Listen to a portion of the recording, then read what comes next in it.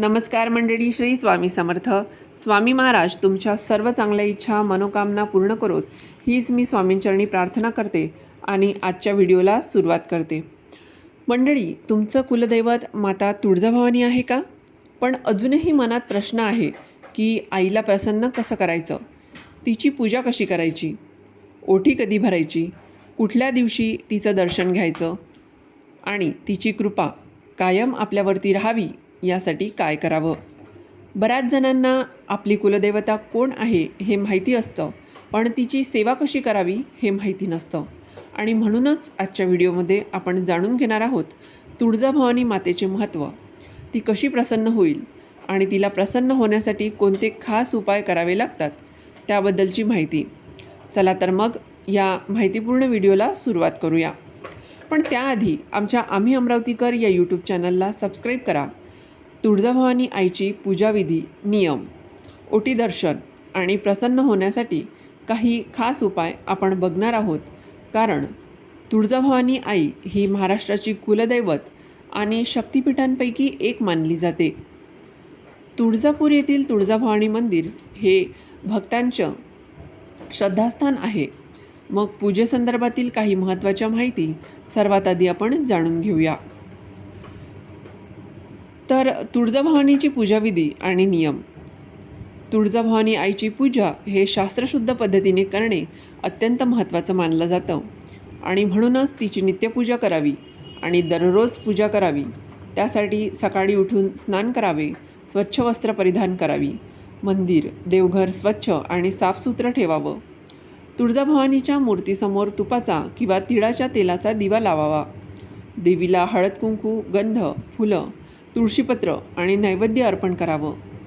नैवेद्यामध्ये खीर, पुरणपोळी किंवा साखरेचा खडा अर्पण करावा आणि नंतर तुळजाभवानी आईच्या मंत्राचा जप करावा आणि नंतर तुळजाभवानी ची आरती देखील करावी. आपण यामध्ये ओम ऐं ह्रीं श्रीं तुळजाभवानी महिषासुरमर्दिनी नमः किंवा ओम भवानी नमः या मंत्राचा 108 वेळा नित्यनियमाने रोज जप करू शकतो. मी मंत्र पुन्हा एकदा रिपीट करते.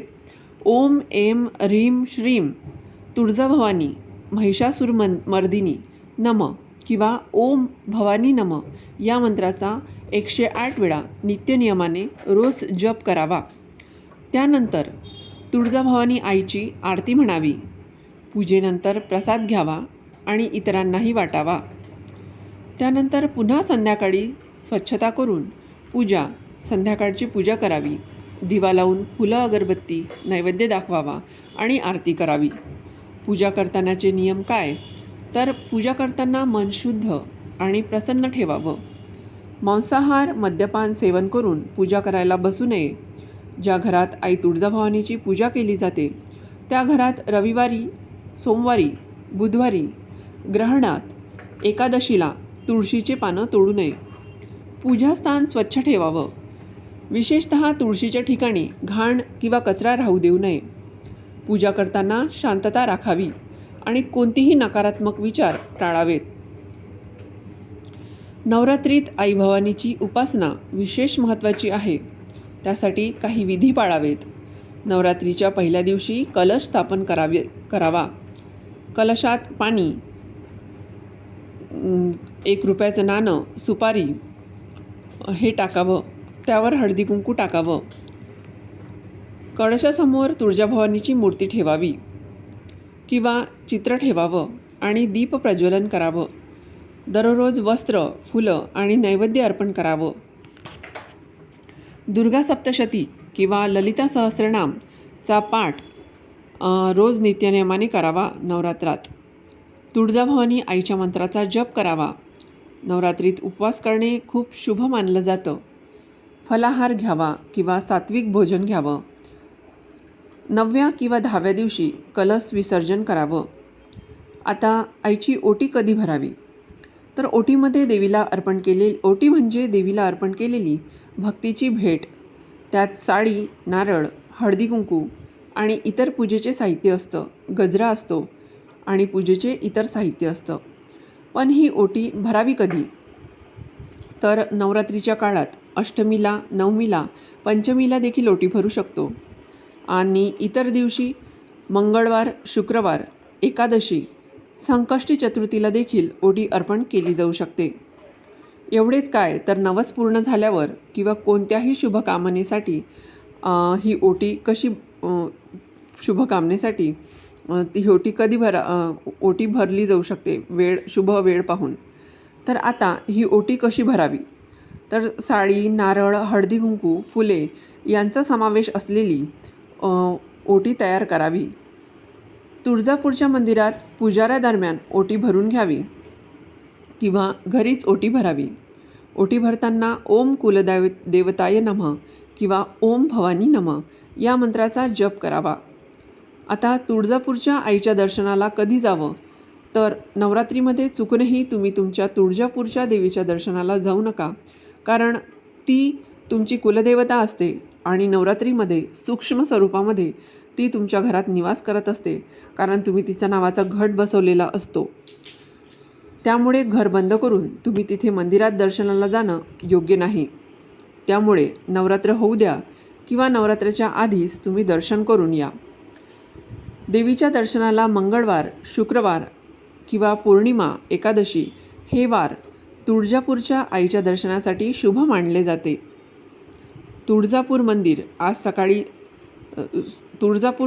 रोज सकाळी 6 वाजता पंचामृत तिथे पंचामृत अभिषेक होतो आणि त्यानंतर दर्शन घेणे हे खूप शुभ मानलं जातं.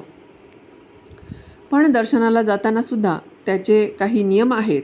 दर्शनाला जाताना शुद्ध वस्त्र परिधान करावेत. दर्शन करण्यापूर्वी पाय स्वच्छ धुवून घ्यावे. मंदिरात शांतता राखावी आणि आपला मोबाईल फोन आवर्जून बंद ठेवावा. यामुळे दर्शनाचा कितीही रांगा असोत, त्यात प्रसन्नता, शांतता आणि देवीचं दर्शन घडतं असं सांगितलं जातं. तुळजाभवानी मातेला प्रसन्न करण्यासाठी काय उपाय करावेत, तर तुम्ही मंत्रजप करू शकता. तुळशीचे पूजन नित्यनियमाने तुम्ही करू शकता. उपवास करू शकता. दीप प्रज्वलन करू शकता. दान करू शकता. नवस, ध्यान आणि भक्तीसुद्धा केली जाऊ शकते. मग कोणत्या मंत्राचा जप करावा ज्यामुळे तुमच्यावर तुळजाभवानी प्रसन्न होईल, तर ओम ऐं ह्रीं श्रीं तुळजाभवानी महिषासुरमर्दिनी नमः. ओम ऐं ह्रीं श्रीं तुळजाभवानी महिषासुरमर्दिनी नमः किंवा ओम भवानी नमः या मंत्राचा तुम्हाला रोज नित्यनियमानं 108 वेळा जप करायचा आहे. नवरात्रीत दुर्गा सप्तशतीचा किंवा ललिता सहस्त्रनाम स्तोत्राचा पाठ करायचा आहे. एवढेच काय तर तुळजाभवानी मातेला तुळस अत्यंत प्रिय आहे. नैवेद्यावर तुळजाभवानीला तुळशीचे पान नक्की अर्पण करावे. तुळशीची नित्यनियमाने पूजा करावी. तिला रोज पाणी टाकावं. दर मंगळवार, शुक्रवार नवरात्रीत उपवास करावा. उपवासामध्ये फलाहार घ्यावा. सात्विक अन्न घ्यावं. आईला तुपाचा दिवा किंवा तिळाच्या तेलाचा दिवा नक्की लावावा. हा दिवा उत्तर किंवा पूर्व दिशेला तोंड करून लावावा. गरजूंना अन्न, वस्त्र किंवा धन दान करावे. विशेषतः नवरात्रीत कन्यापूजन करावे. यामुळे मनोकामना पूर्ण होण्यास मदत होते. तुळजाभवानी आईची ओटी भरावी. एवढेच काय तर तुळजाभवानी आईच्या ध्यानाने मनःशांती मिळते. रोज तुळजाभवानी आईचं ध्यान करावं आणि भक्तिभावाने प्रार्थना करावी. यामुळे नक्कीच आपल्याला लाभ मिळतात. ज्यांची कुलदेवता तुळजाभवानी आहे त्यांच्या घरात आईच्या पूजेला विशेष महत्त्व आहे. कारण तुळजाभवानी आईच्या पूजेने मनाला शांती मिळते आणि घरात सकारात्मक वातावरण निर्माण होते. भक्तांच्या मनोकामना पूर्ण होतात. विशेष म्हणजे नवस केल्यास आवर्जून ते पूर्ण होतात. म्हणूनच नियमितपणे पूजा करावी, ज्यामुळे घरात सुखशांती आणि समृद्धी राहण्यास मदत होते. तुळजाभवानीच्या उपासनेने आपली आध्यात्मिक प्रगती तर होतेच, शिवाय घरात सकारात्मक वातावरण देखील निर्माण होते.